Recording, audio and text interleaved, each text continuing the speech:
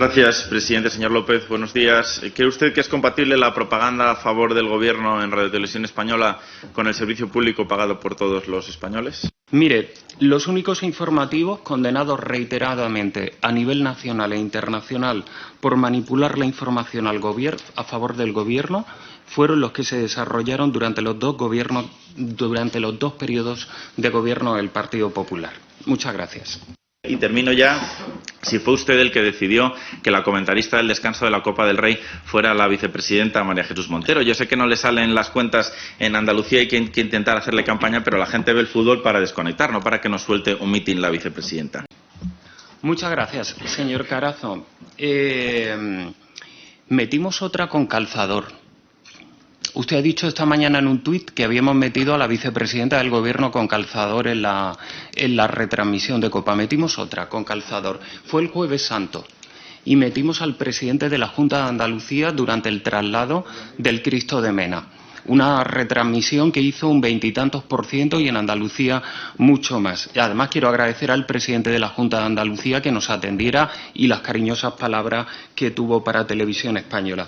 Pero mire, señor Carazo, yo le reconozco que yo no podría, yo no sirvo para ejercer la labor que hace su señoría, no podría. Es decir, venir aquí esta mañana a decir que en Radio Televisión Española se hace propaganda cuando su partido ha liquidado los consejos de informativos de Telemadrid y de la Televisión Autonómica Valenciana, esto es realmente sorprendente. Siempre, claro, verá, siempre es mejor no tener testigos. Yo esto lo reconozco, que siempre es mejor no tener testigos.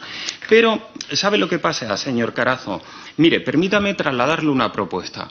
Si usted quiere de verdad conocer o le preocupan los medios públicos, yo creo que tiene que hablar con los consejos profesionales de las radiotelevisiones públicas de Galicia y de Andalucía. Usted sabe que la semana pasada se llevaron por parte de los trabajadores de la televisión de Galicia 24.000 firmas al Parlamento de Galicia avalando una iniciativa popular para acabar con la manipulación. E igualmente puede preguntarle a los compañeros del Consejo Profesional de Informativos de Andalucía.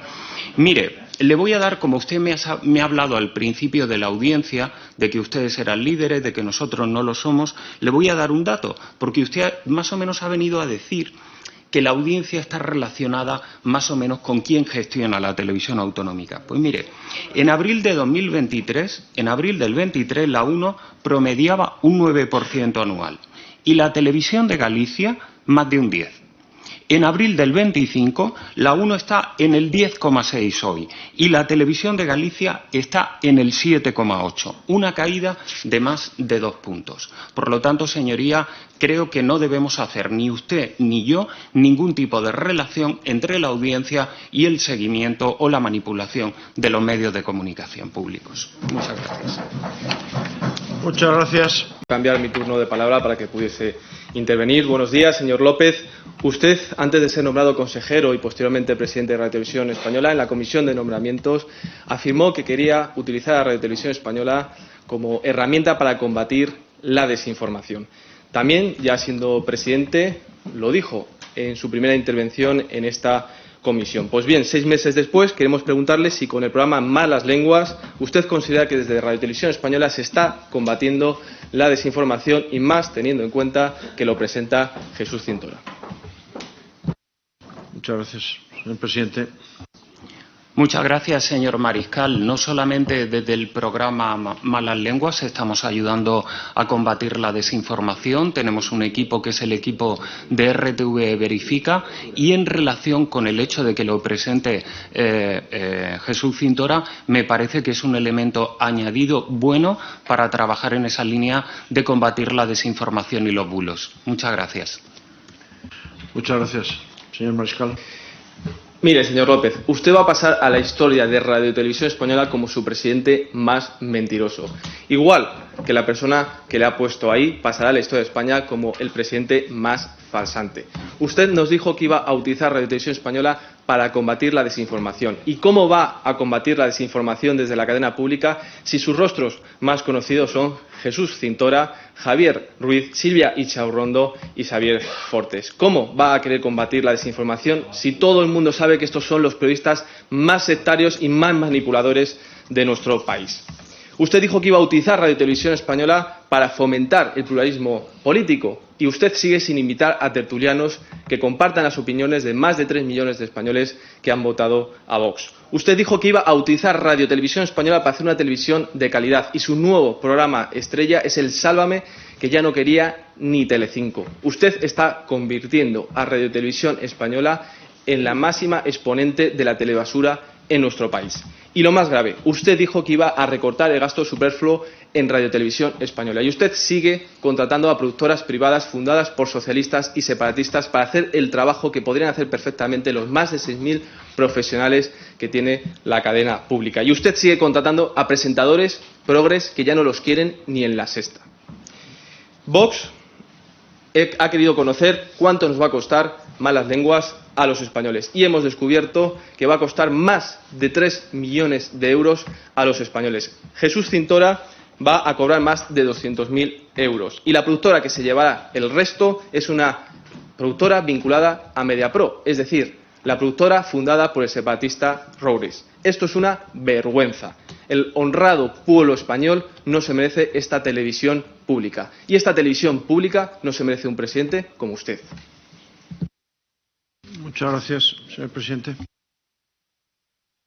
Muchas gracias, señor Mariscal. No sé por dónde empezar. Le reconozco que me he quedado completamente ojiplático ante la respuesta o la disertación que usted ha hecho a mi pregunta, pero voy a intentar poner un poco de orden, que para eso estamos aquí, ¿no? Mire, le voy a decir dos cosas. Primero, mañana por la noche han confirmado ustedes, no me vayan ahora a echarse atrás, que van a participar en el debate que tenemos en la 2 y en el 24 horas sobre los 6 meses de la DANA.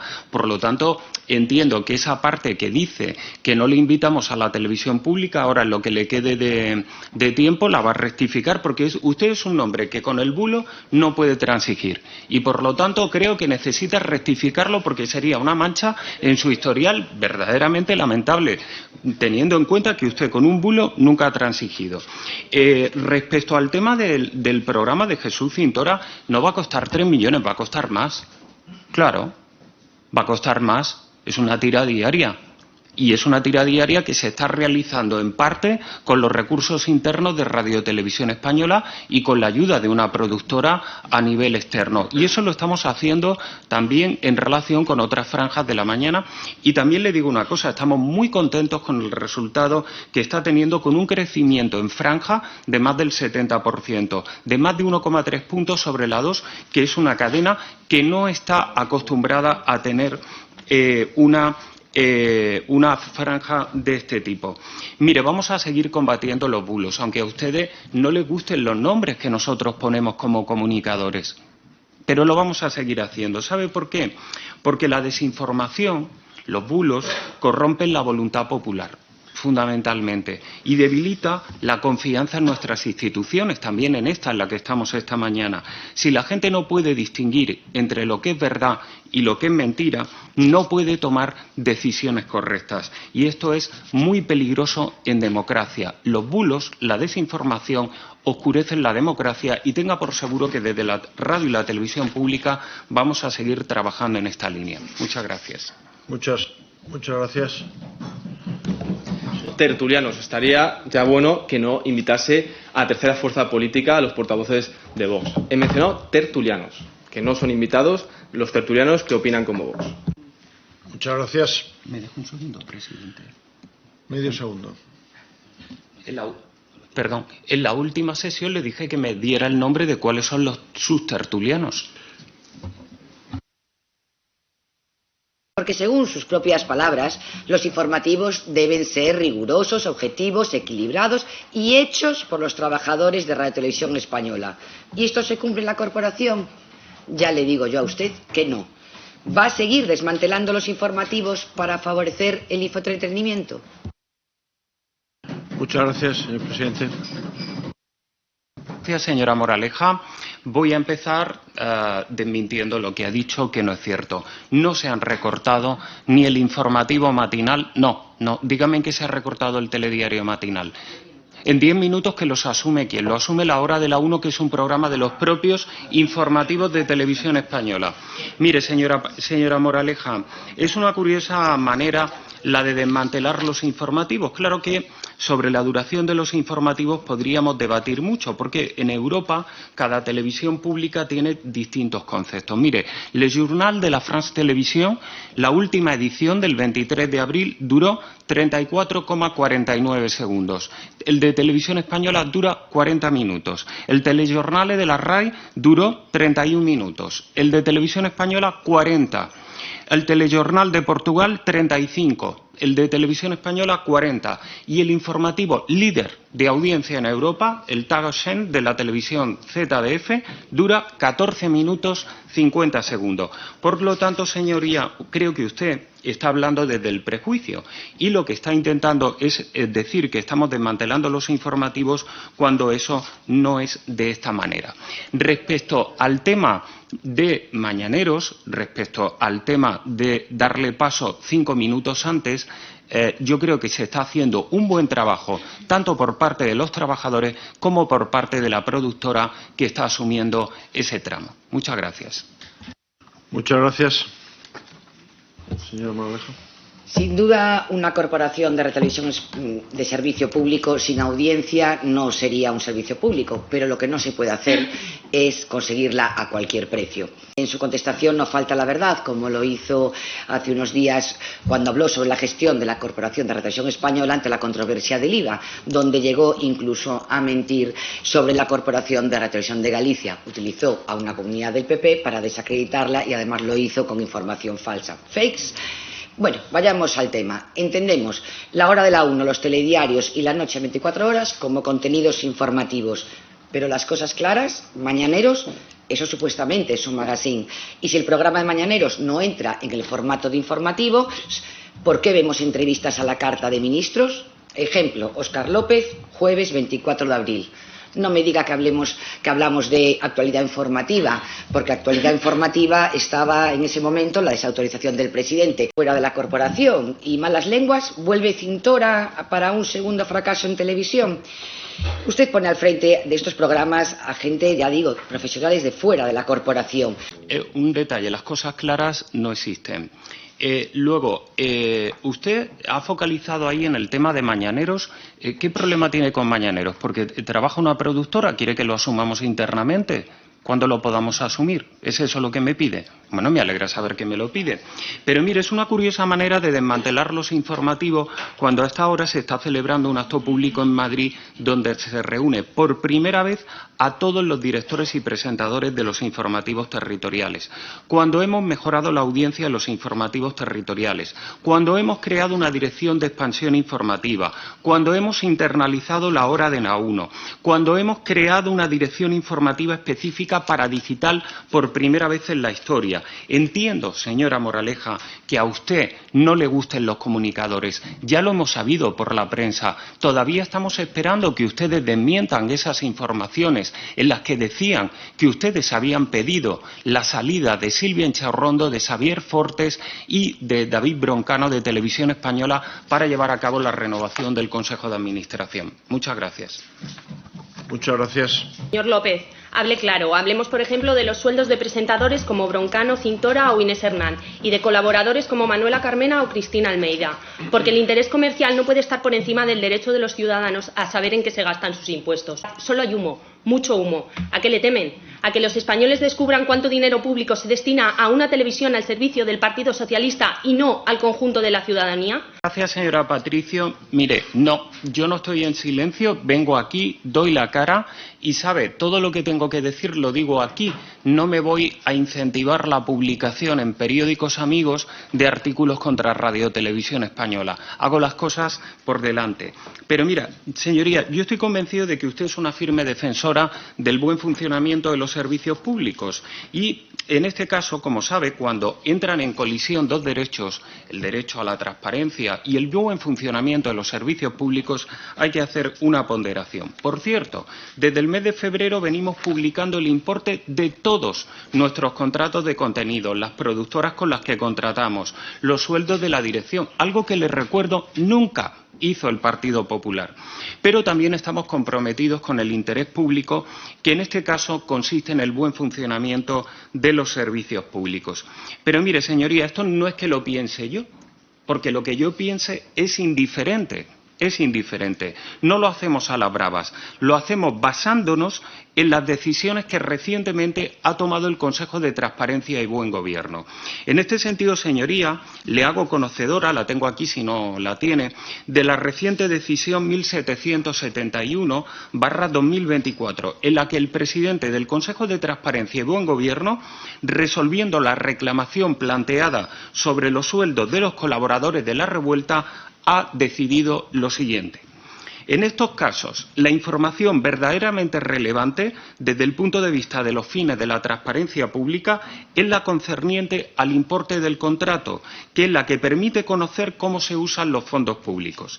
En cambio, conocer las cuantías concretas de la retribución individual de cada una de las personas que prestan servicios, si bien puede generar cierto interés desde otros puntos de vista, tiene de entrada y con carácter general una escasa importancia para satisfacer los fines públicos a los que sirve la Ley de Transparencia y Buen Gobierno. Señoría, la Comisión de Transparencia y Buen Gobierno nos ha dado la razón.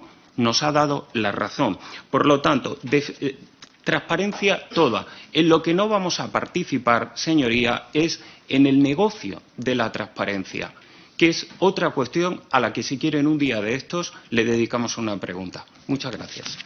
Porque no existe ninguna demanda generalizada para exigir más contenidos en catalán, sino que lo que existe es una agenda ideológica, y esto responde única y exclusivamente a un pago más, a ese chantaje de los separatistas que mantienen a Pedro Sánchez en la Moncloa. Y para emitir contenidos en catalán no es más que un intento de crear nuevas generaciones a las que se pueda adoctrinar. El catalán y financiarlo con dinero público no es de utilidad pública, sino que es simplemente ceder una vez más al chantaje separatista.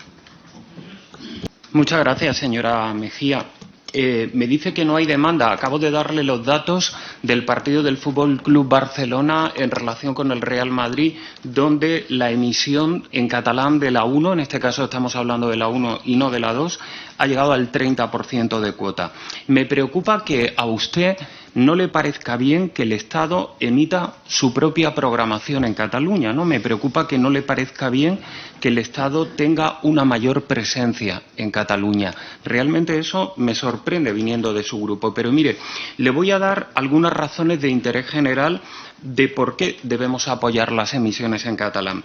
Y hay una que yo creo que es básica, y su grupo es un grupo patriota y seguro que estará de acuerdo con ella, que es cumplir la Constitución. Y concretamente el artículo 20.3 de la Constitución, que dice que la ley regulará la organización y el control parlamentario de los medios de comunicación social dependientes del Estado, respetando las diversas lenguas de España.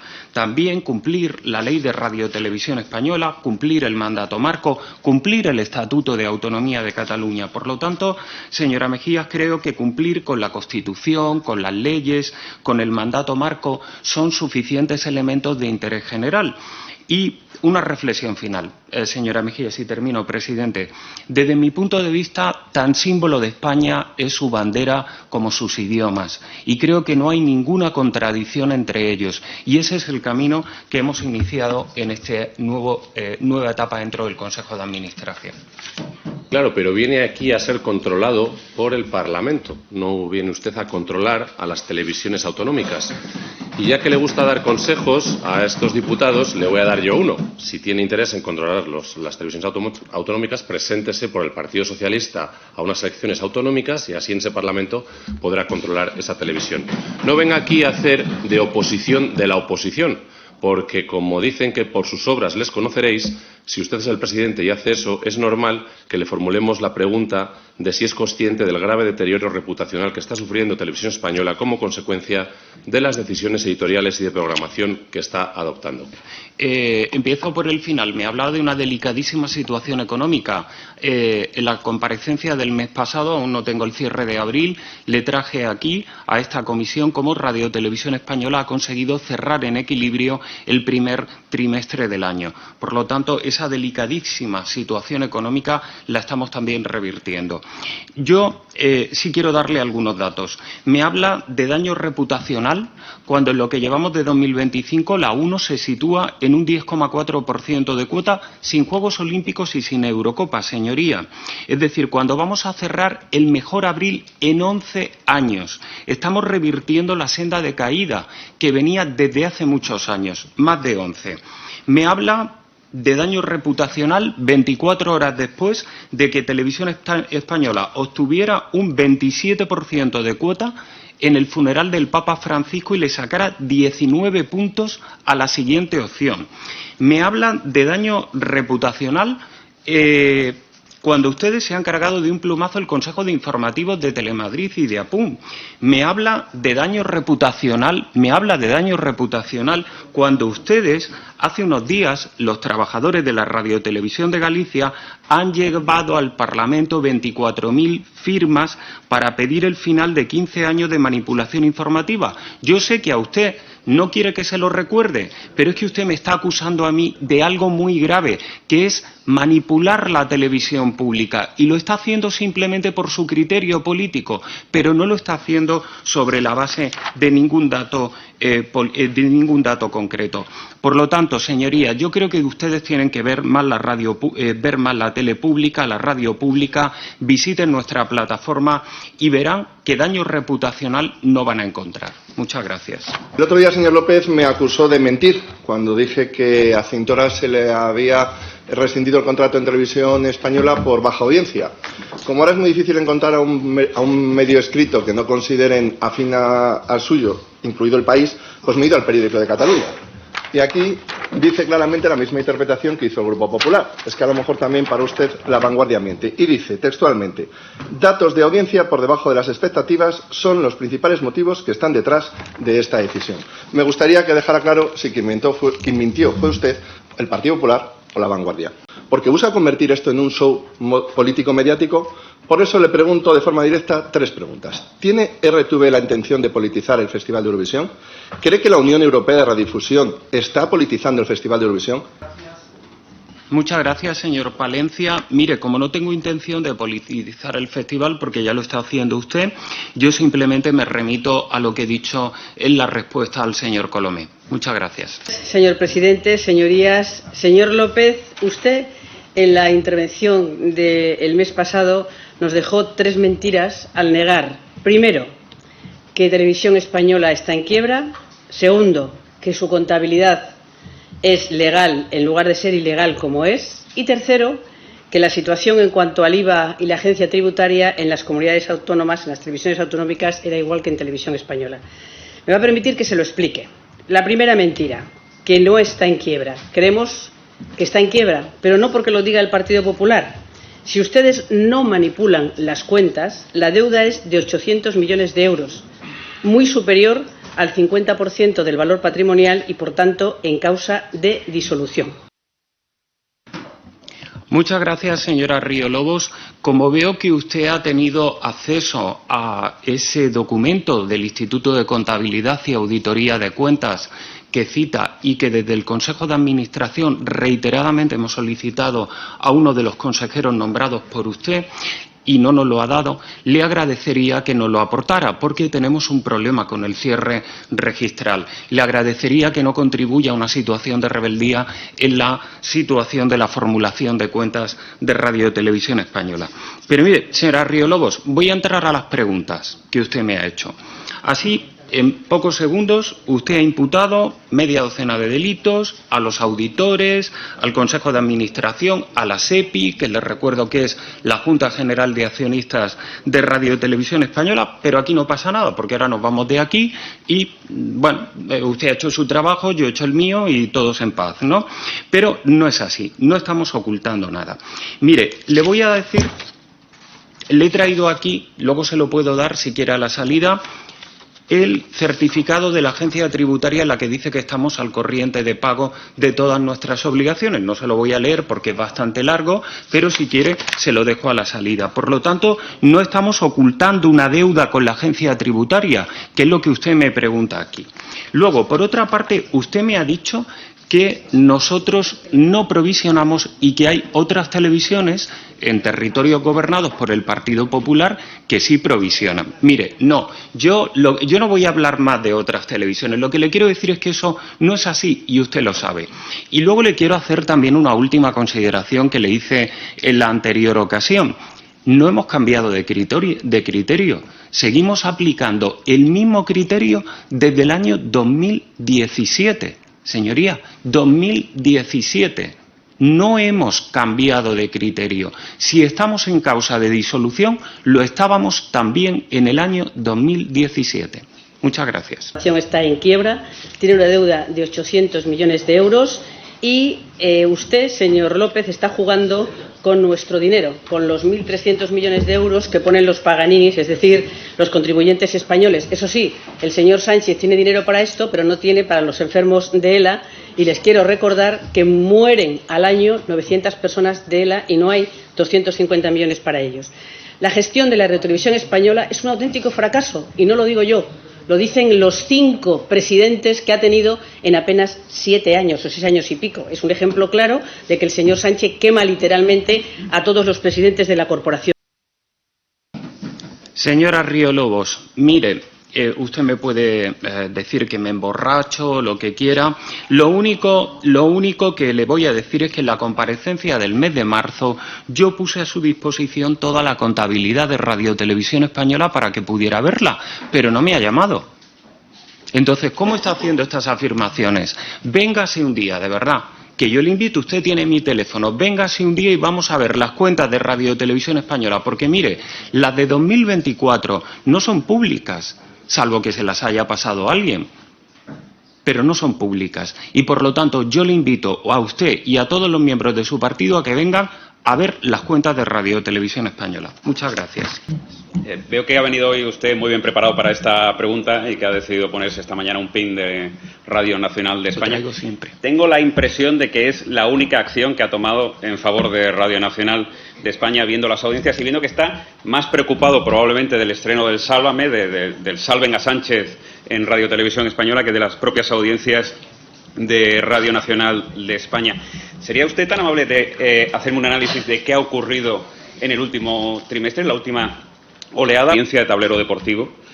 Si Juanma Gonzalo levantara la cabeza, con todos los medios que tiene Radio Nacional de España, con todos los corresponsales que pudieran tener en todos los campos de España, y vieran que son la última oferta informativa deportiva del fin de semana, se revolvería en su tumba, por desgracia. Y finalmente, porque se ha dado usted golpes en el pecho con la audiencia de la final de la Copa del Rey, incluso diciéndonos que son la principal oferta para los jóvenes en este país, le agradecería que me dijera qué niños pudieron ver el otro día la final de la Copa del Rey, teniendo en cuenta que arrancaba a las 10 de la noche, que terminó a las 12:55, y como ya he dicho en alguna ocasión, ese horario no lo pone la Federación Española de Fútbol. Usted es quien paga los derechos de emisión, usted decide a qué hora se emite la final. Muchas gracias. Señora Azpitarte, vamos a ver. No, yo el PIN lo traigo siempre. Otra cosa, usted sabe como yo, porque es un hombre que viene de la radio, yo no he trabajado tanto en la radio, pero usted sí sabe que los cambios se realizan a final de temporada, que no se realizan en mitad de una temporada. Usted en la pregunta me decía, pobre posición de Radio Nacional de España en el último estudio general de medios. Yo voy más allá. Esta no es la posición que se merece Radio Nacional de España. Y fíjese que yo también podría hacer esto de decir que en relación con el interanual hemos crecido, porque es verdad que hemos crecido en relación con el interanual, que por segunda ola consecutiva hemos mejorado, pero esto no es suficiente. Y mire, estamos trabajando de forma intensa para saber qué es lo que ha pasado en Radio Nacional de España, porque desde el año 2012 hasta el año 2025, en el que estamos aquí ha ido pasando de ser la segunda emisora más oída del país a ser la cuarta o la quinta, según el último EGM y según la agregación que cojamos. Pues mire, yo creo que el análisis Es un análisis que usted, más allá de los temas políticos, compartirá conmigo. Mire, los continuos cambios de programas y comunicadores creo que es una parte importante. Por ejemplo, en el año 2012, cuando Radio Nacional de España era líder, el nuevo presidente, líder en segunda posición, el nuevo presidente de Radio Televisión Española fulminó a Juan Ramón Lucas y también a Toni Garrido, que estaban realizando 2 programas que en aquella época eran muy seguidos. En segundo lugar, también la pérdida de recursos humanos, esto ha sido fundamental, que se han derivado durante estos años a otras áreas de la corporación, la escasa visibilidad social que ha tenido Radio Nacional de España, sumado todo esto también a un detalle que me parece importante, que es la supresión de la figura del director de Radio Nacional de España durante 4 o 5 años aproximadamente. Estas yo creo que son algunas de las principales causas que se han producido durante este tiempo y, por lo tanto, ya le puedo anunciar que se van a experimentar cambios muy importantes a partir de septiembre, cambios que, ya le digo, van a ser difíciles, pero que creo que son necesarios que los afrontemos a partir de la nueva temporada, que es cuando toca, por motivos obvios, llevar a cabo la reestructuración. Mismo el presidente en la sesión anterior se ofreció a enviarnos a los diputados la situación contable y económica que tenía la radiotelevisión pública, y yo personalmente entregué una tarjeta a los asistentes que acompañaban al presidente sin que hasta la fecha me haya llegado ninguna información.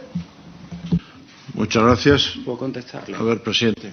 Sí, señora Mejía, no se la ha hecho llegar porque el registro no las ha publicado todavía. En el momento en el que se haga la publicación oficial y la certificación por parte del registrador mercantil, yo se la haré llegar. Ese ha sido el único elemento por el cual se ha retrasado. Muchas gracias. Señor López, estamos ahora de cumplir los 6 meses de la tragedia que los valencianos vivimos con las inundaciones consecuencia de la dana del pasado 29 de octubre.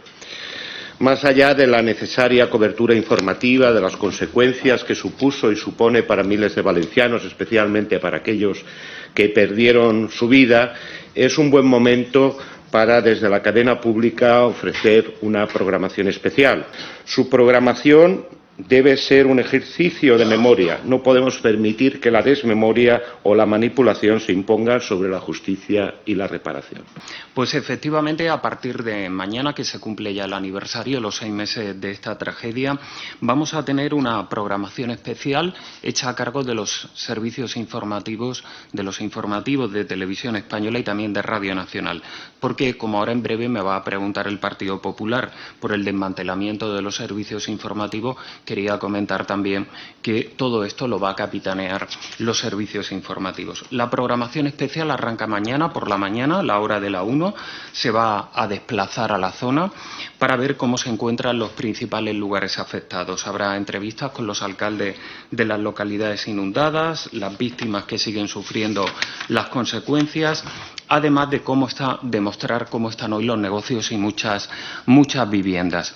En segundo lugar, quiero destacar el programa especial que mañana por la noche, en simulcast, entre la 2 de Televisión Española y el canal 24 horas, vamos a emitir un programa que va a estar presentado por Xavier Fortes y donde vamos a emitir el documental de producción propia El día de los 700 litros.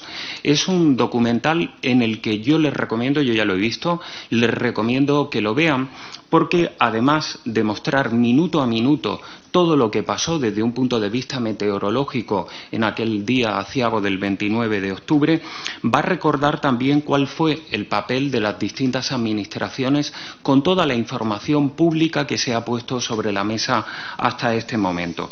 Posteriormente tendremos en plató un debate en el que van a participar representantes de los distintos grupos parlamentarios que tienen representación en la en las Corts valencianas, tanto el Partido Popular, el PSOE, Compromís y Vox. Y también vamos a tener, por supuesto, a portavoces de las familias de las víctimas mortales. Como le digo, el programa se emitirá en simulcast a partir de las 10 de la noche, mañana en la 2 y en el canal 24 horas. También el martes el Centro Territorial de la Comunidad Valenciana va a realizar el informativo territorial desde Paiporta, pero también tendremos conexiones en directo con Benetúser y con Chiva y también con Alfafar. Y haremos un recorrido sobre todo por los polígonos industriales, los colegios que están afectados, etcétera. Y por último, el miércoles emitiremos un especial de En Portada, donde distintos expertos van a plantear también otro punto de vista, que es el del replanteamiento del ordenamiento urbano para evitar también de cara a futuro este tipo de tragedias. Las de audiencia de la televisión pública están siendo muy buenas y eso se debe a que cuando se ofrecen productos de calidad y se escucha a la audiencia, esta responde. Pocas veces ha ocurrido que el mapa de audiencia se ha movido tanto y Radio Televisión Española ya es la segunda cadena con un 10,4% después de años de ser la tercera. La parrilla de programación de la Radio Televisión Española necesitaba un cambio y ya comenzamos a ver programas que visibilizan problemas de la sociedad como el acceso a la vivienda, las personas con discapacidad, deportes alternativos o la defensa de los servicios públicos, y con grandes índices de audiencia como es el caso de La Revuelta. Pero también se ha producido un respaldo de la audiencia a los programas informativos bien hechos, que hacen periodismo de verdad, como es el caso de La Hora de la 1, en el que se prioriza la información rigurosa, las entrevistas relevantes y un análisis profundo de los temas que verdaderamente preocupan a la ciudadanía, además de una lucha constante contra los bulos y la desinformación. En mi intervención quiero aprovechar para felicitar a sus presentadores Silvia Inchaurrondo y Marc Salá por su profesionalidad, porque son voces fiables en medio del ruido mediático. Y gracias a ellos el programa ha logrado un impulso definitivo en términos de audiencia y reconocimiento. Su vocación de servicio público en tiempos de incertidumbre hace que el público busque espacios que informen con responsabilidad y honestidad. Ya en 2024 la Hora de la 1 logró cifras históricas alcanzando cuotas de pantalla superiores al 17% y en algunos momentos rozando el 20%. Un crecimiento sostenido que se consolidó gracias a la cobertura de eventos claves como las elecciones, los Juegos Olímpicos, la Dana, entre otros. La credibilidad, el rigor y una mayor conexión emocional con la audiencia fueron factores determinantes en este ascenso. En definitiva, La Hora de la 1 es un ejemplo de cómo la televisión pública puede renovarse sin perder su esencia, acercándose a las nuevas generaciones y reforzando su compromiso con todos los ciudadanos.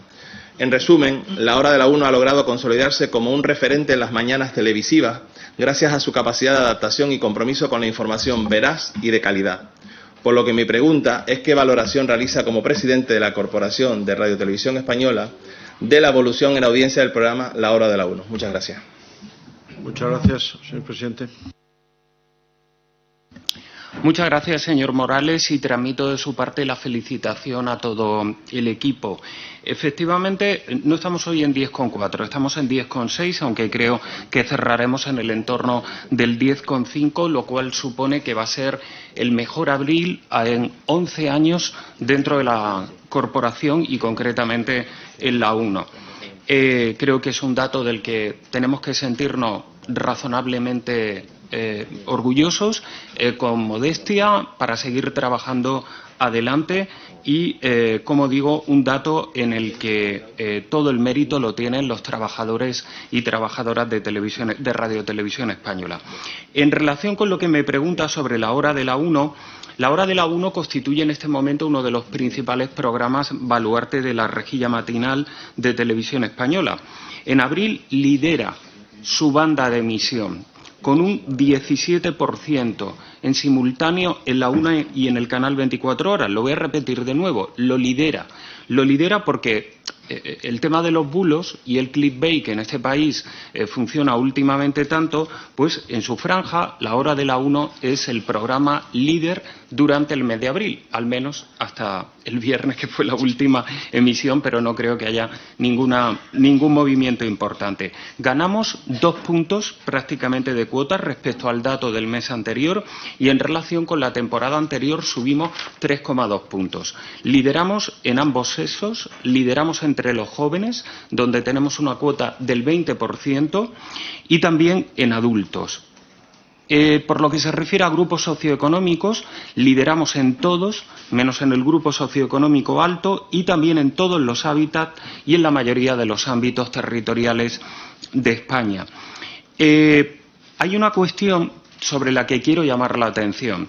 Antes de mi salida como director de contenidos generales de Televisión Española, hace ahora más o menos un año, acometí la internalización de este programa, que hasta ese momento se realizaba por parte de una productora y por parte de personal de la casa. Esto ha supuesto un importante ahorro de costes y también que el programa pase a depender de la Dirección de Informativos de Televisión Española. Esto no lo van a leer por ahí, porque para el clickbait no funciona. Pero es cierto, en Televisión Española estamos avanzando con una mejor utilización de nuestros recursos internos y además somos capaces de liderar con esos recursos. Muchas gracias. Señor López, a lo largo de este mes de abril hemos conocido parte de la nueva programación de Televisión Española. Empezando por el nuevo programa para las tardes de entretenimiento de las tardes de la 2, presentado por Jesús Cintora, un programa de tertulia y de entretenimiento político. La incorporación de nuevos profesionales como Javier Casal para el tema de la política comunicativa económica o política económica de nuestro país, con unos buenos datos de audiencia en estos primeros días de emisión. O el programa nuevo de entretenimiento de la 1 que se presenta esta misma tarde. Esto viene a completar la programación que se había iniciado ya al principio de la temporada con la incorporación de Broncano para el programa de Broncano para el prime time de la noche, así como también el traslado del Late Show de Marc Giró también a la 1. Algunos programas también usted nos ha ido dando alguna pincelada sobre la llegada de Andreu Buenafuente también al ente público. Ya en programación también está un concurso presentado por Chenoa o el nuevo programa también de Arturo Valls que llega a Televisión Española. Por eso yo le quería decir que yo creo que en esta comisión, ya lo he dicho alguna otra vez, que las audiencias no pueden ser lógicamente el único fin a la hora de planificar la programación de Televisión Española.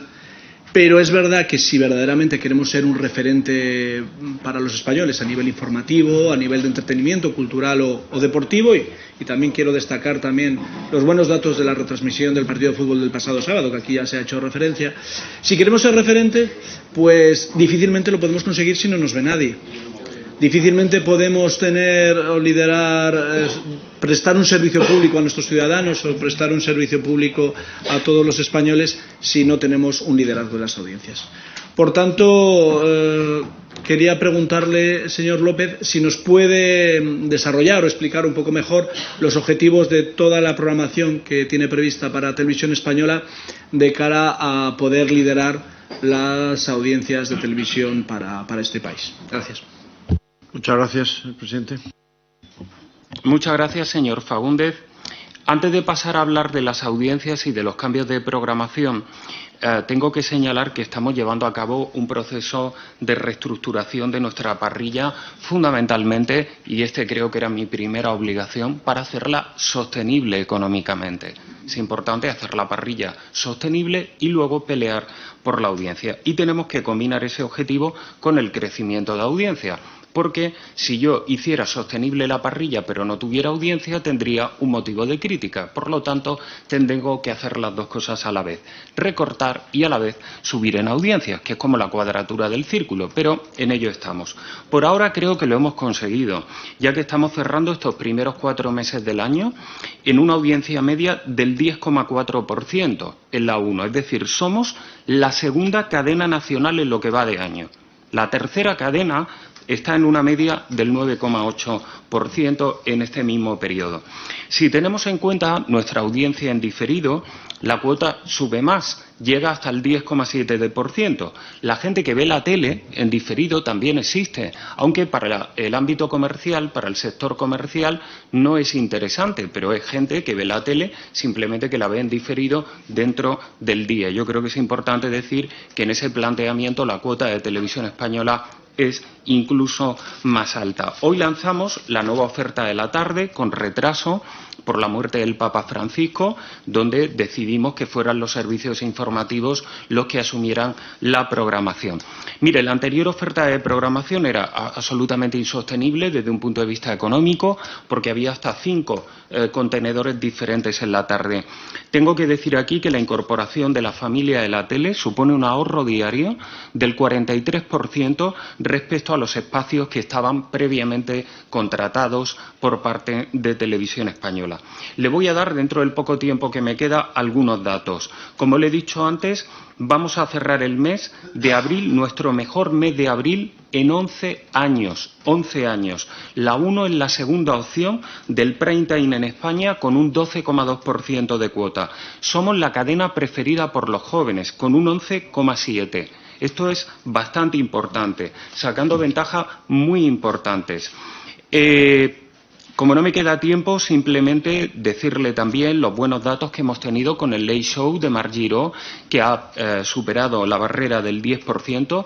Por cierto, Marc Giró se queda en la 1, continuará próximamente y anunciaremos la temporada próxima. Y también quiero destacar, por último, ya termino, presidente, el buen funcionamiento, el cambio que ha experimentado el programa Mañaneros. Quiero felicitar a todo el equipo porque ha conseguido ya situarse por encima del 10% y estamos muy satisfechos con el dato. Porque la situación viene de atrás. No. El problema aparece cuando se empieza a ocultar la situación en los balances y las ocultaciones empiezan en 2019, es decir, con los gobiernos del señor Sánchez, señor López. Señor López, usted debe responder esta mañana aquí a otras 2 preguntas. Para eso viene usted aquí, no para hacer oposición y para decir cosas que no son ciertas, como está diciendo esta mañana. ¿Cuál es la opinión de la intervención de Hacienda sobre estas irregularidades? Porque seguro que habrá dicho algo, ¿no? Díganos qué dice, por favor. ¿Pidió usted al Gobierno y a la SEPI una provisión de fondos que evitara la causa de disolución? ¿La pidió, se la denegaron o no la pidió? Responda, señor López. Y dígame si en su etapa de director de Telemadrid había consejos de informativos, por cierto. Y una última pregunta, señor López, pero a esta no le hace falta que conteste porque no quiero ponerle en ningún compromiso. ¿Quién es el accionista único en la Corporación de Radio y Televisión Española?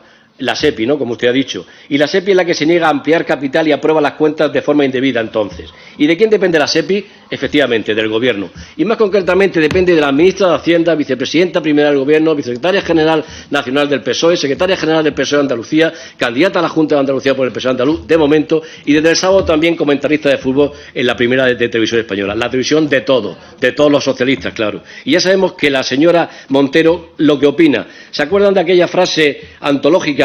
Pasarse en un presupuesto es fácil, no tiene problema, chiquis, son 1.200 millones, eso es poco. Si 1.200 millones es poco, la ministra de Hacienda considera que un agujero de 800 millones de euros en Radio Televisión Española, chiqui, no tiene importancia, ¿verdad? Usted, señor López, y la vicepresidenta Montero son los responsables del falseamiento de las cuentas en la Corporación de Radio Televisión Española. Muchas gracias. Muchas gracias, señor presidente.